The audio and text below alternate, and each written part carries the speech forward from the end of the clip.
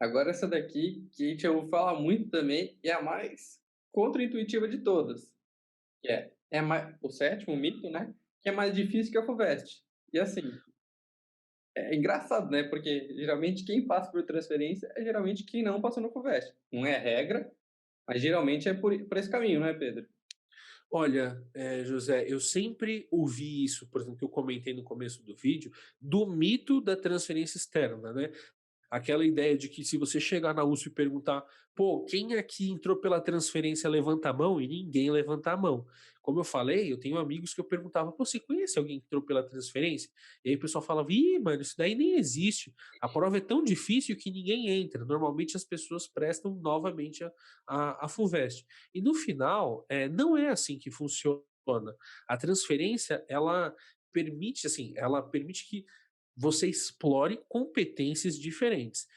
Se a FUVEST ela explora todas aquelas matérias de ensino médio, redação, português, inglês, geografia, história, matemática, física, química, a transferência externa ela vai direcionar toda a sua atenção para matérias específicas. Então, assim, pô, eu gostava de todas as matérias, não tinha muita frescura. Mas, por exemplo, eu já conversei com gente que fala assim: poxa, eu odiava geografia, história. E a pessoa é de exatas. Então, a transferência ela vai tentar explorar esse gosto da área que você já escolheu. Então, por exemplo, se você está prestando exatas, a sua primeira fase vai ser cálculo um, física um, português e inglês. O que eu imagino? Bom, se você está na área de exatas, cálculo um e física um são as matérias que você gosta.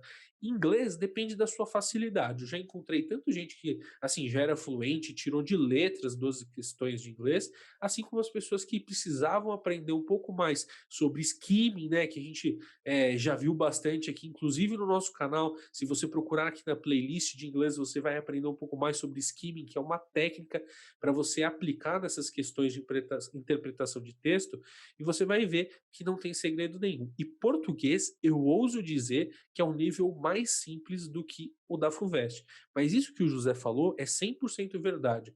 Assim, eu conheço gente que não passou na transferência e passou na FUVEST, assim como eu conheço gente que não passou na FUVEST e passou na transferência, assim como a pessoa que vos fala.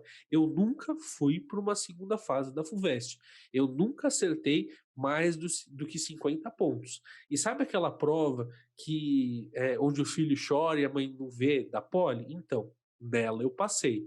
Então, assim, depende muito de pessoa para pessoa. Mas, assim, para mim é indiscutível que se você quiser, se você fizer por merecer, e como que você vai saber se eu tô merecendo? Começa a contar quantas horas de bunda na cadeira você tem por dia, quantas horas você passa estudando, quantas provas antigas você fez, com quantas pessoas você conversou, com quantas dúvidas você já tirou, tanto as suas quanto ajudar as outras pessoas, e aí você vai começar a medir se você está merecendo ou não essa vaga. A única coisa que eu posso te dizer é, pela FUVEST ou pela transferência, a realidade da transformação que a USP vai trazer para a sua vida é a mesma. O José está aqui de prova, ele entrou pela FUVEST, e eu estou aqui de prova e eu entrei pela transferência. A gente teve à nossa disposição as mesmas oportunidades. Eu posso te falar, quando você está com os dois pés na USP, é muito melhor do que você imagina. É bom demais.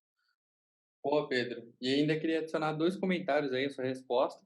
Primeiro aí, que seria na sua questão, né, de horas citadas na cadeira, horas de estudo, dedicação, adicionaria outra variável aí, que é o número de vídeos que você vê nosso. Porque, assim, a gente está dando informações aí para você se preparar, motivos para você estudar antes, que, assim, vários conteúdos para tentar encurtar essa sua jornada aí. Porque, como o Pedro aí também já comentou em outros vídeos, um grande tempo que ele perdeu foi tentando entender a prova, as regras do jogo e como funciona e qual é a melhor maneira de se preparar. E aí a gente já te deu isso de bandeja.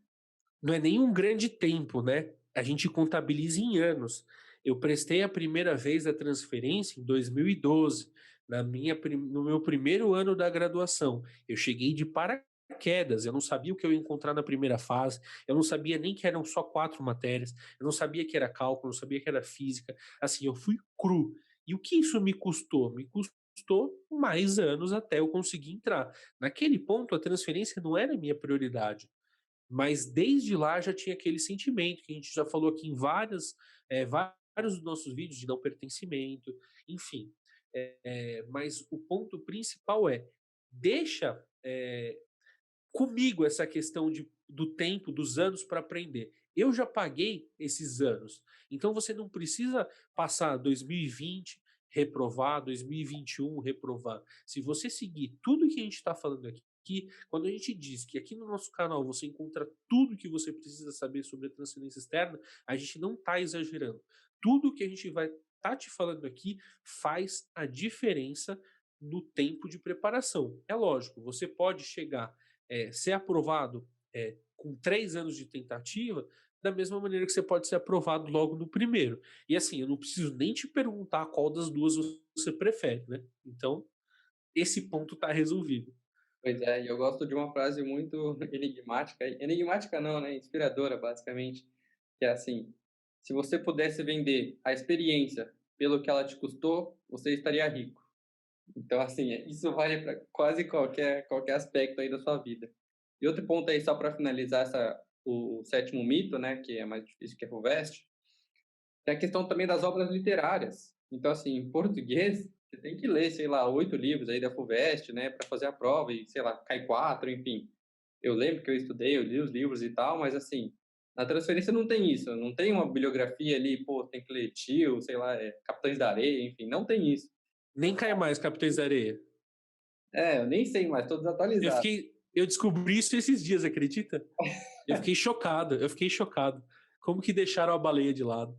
Mas assim, e isso que o José falou é muito importante até das bibliografias. Por quê? Porque até mesmo você que está me ouvindo e vai prestar humanas, você também não vai precisar ler livro. Na sua prova vai cair apenas cultura contemporânea, que é uma mistura de geografia com história, né? Português e inglês. Ah, são mais questões de português do que para a área de exatas e a área de biológicas. Ok, mas a área de biológicas e de exatas são 4 matérias. A gente já falou aqui de exatas, mas biológicas tem genética, bioquímica, português e inglês. E humanas tem cultura contemporânea, português e inglês. Então, por ter 3 disciplinas ao invés de 4, eles aí mudam a proporção de questões, né? Então, se não me engano, são 34 questões de português e 12 de inglês. As questões de inglês não mudam. Boa. E só uma outra correção aí, se eu não me engano, Baleia era de Vidas Secas, de Graciliano Ramos. Mas Nossa, olha que bola fora! Bola fora! pois é, vamos seguir aí, a gente finge que não aconteceu. A gente corta na edição ali, ó.